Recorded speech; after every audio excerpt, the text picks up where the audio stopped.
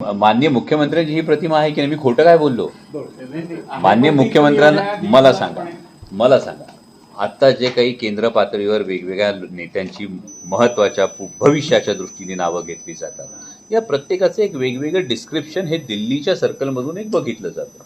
यामध्ये ही चांगली गोष्ट आहे ना, मराठी माणसाचं नाव जर इन्फ्रामॅन म्हणून येत असेल तर, म्हणजे मराठी माणसाचं नाव इन्फ्रामॅन म्हणून येतं. जसं माननीय गडकरी साहेबांचं नाव एक वेगळ्या आदराने दिल्लीमध्ये घेतलं जातं, तसं देवेंद्रजींचं इन्फ्रामॅन म्हणून घेतलं जातं. तर मी त्या महाराष्ट्राचा एक लोकप्रतिनिधी म्हणून ही अपेक्षा राजकीय पक्ष ही गोष्ट बाजूला ठेवून व्यक्त करतो की पुणे नाशिक ओरिजिनल अलाइनमेंटवरून ती होऊ द्या ना.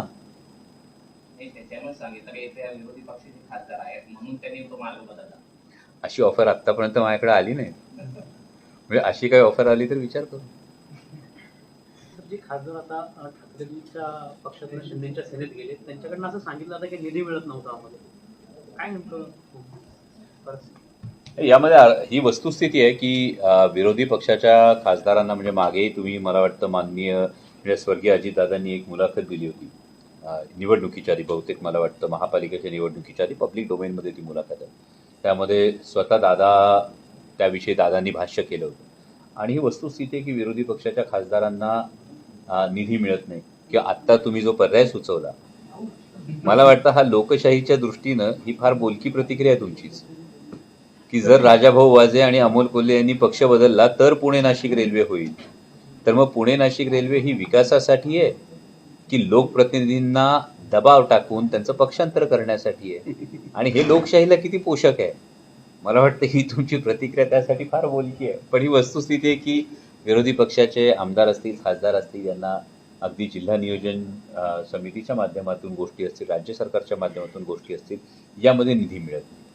तुम्ही बोलताना आपण आता बोलले की ऑफर आली तो विचार करू. ऑफर जर आली तर आपण त्याला मान ठेवणार. अरे ऑफर तर येऊ द्या आधी. पुणे नाशिक रेल्वे होणार का ते तर कळू द्या आधी. किमान त्या निमित्तानं कोणीतरी बोलेल ओरिजिनल अलाइनमेंटवर होते. मी विचार करू असं म्हणालो, जाऊ असं नाही म्हणालो. त्यामुळे आधी मुळात पुणे नाशिक रेल्वे होणं हे जास्त महत्वाचं आहे. त्यातले राजकीय गोष्टी, राजकीय कंगोरे, ह्या गमतीचा भाग बाजूला राहू द्या. पण Pune Nashik semi high speed railway original अलाइनमेंटवरून संगमनेर म्हणजे सिन्नर, संगमनेर, जुन्नर, मनसर, राजगुरुनगर, चाकण अशा मार्गेच व्हावी ही इथल्या सगळ्या जनतेची मागणी आहे. आणि ही मागणी पूर्ण व्हायला हवी. बरं, ती जनतेची मागणी करताना ठराविक पक्षाच्या लोकांची नाही ना, ती सर्वसामान्य शेतकऱ्यांची मागणी आहे, ती इंडस्ट्रीची मागणी आहे, ती कमिटर्सची मागणी आहे. तुम्हाला इथून पुण्याला जाताना म्हणजे अजून महाराष्ट्र सरकारने निधी दिलेला नाहीये जमीन अधिग्रहणासाठी, अजून चाकण चौकात अडकताय ना. सरकारने 3दा टेंडर काढले, केंद्र सरकारने. म्हणजे स्वतः गडकरी साहेबांनी याच्यासाठी आग्रही भूमिका घेतली होती. बरं, जे चांगलं आहे त्याला चांगलं तर म्हटलंच पाहिजे की गडकरी साहेबांनी स्वतःहून 3दा टेंडर काढलंय, पण महाराष्ट्र सरकार त्याला निधीच देत नाही. तर महाराष्ट्र सरकारने निधी दिल्याशिवाय तो प्रोजेक्ट पूर्ण होणार नाही. एकीकडे राम मंदिराचा चोरीचा प्रश्न, दान चोरीचा प्रश्न समोर आलेला आहे. नाशिकमध्ये देखील राज्य व केंद्र सरकारच्या माध्यमातून जवळपास 35,000 करोड रुपये कुंभमेळ्याच्या विकासासाठी देण्यात आलेले आहेत. तर यात पारदर्शक राहील आपल्याला असं वाटतं. म्हणजे तुम्ही असं सांगितलं की तुम्ही सगळे पत्रकार बांधव डोळ्यात तेल घालून या सगळ्या गोष्टींकडे लक्ष ठेवणार. कारण मी सुरुवातीलाच म्हटलं की जर दुधानं तोंड पोळलं तर माणूस ताक फुंकून पितो. मालिकेची तारीख वगैरे काही पिक्चर प्रसारणाची मालिका 20 जून पासून सुरू झालेली आहे. दर बुधवारी आणि शनिवारी हे एपिसोड्स युट्यूबवर येतात. आणि लवकर हे साधारणतः आपण 22 ते 25 मिनिटाचा एपिसोड असतो. आणि आता आपण लवकरच ही मालिका हिंदी, इंग्लिश, तमिळ, तेलुगू, बंगाली आणि कन्नड या सगळ्या भाषांमध्ये आणतोय, जेणेकरून हा जो महाराष्ट्राचा जो गौरवशाली इतिहास आहे हा देशभरात सगळीकडे पोहोचेल. मराठीमध्ये आहे, हिंदी, इंग्रजी, तमिळ, तेलुगू, कन्नड आणि बंगाली, एकूण 6 भाषांमध्ये आपण हा आणतो. म्हणजे आजही जर आपण बघत असाल तर अनेक देशांमध्ये, म्हणजे कॅनडा असेल, बहारीन असेल, UAE असेल, ऑस्ट्रेलिया असेल, US असेल, जपान असेल, फिलिपाईन्स असेल, अगदी पाकिस्तान असेल, अशा अनेक ठिकाणी आत्ता यूट्यूबवर हा इतिहास पाहिला जातोय, ही मालिका पाहिली जाते.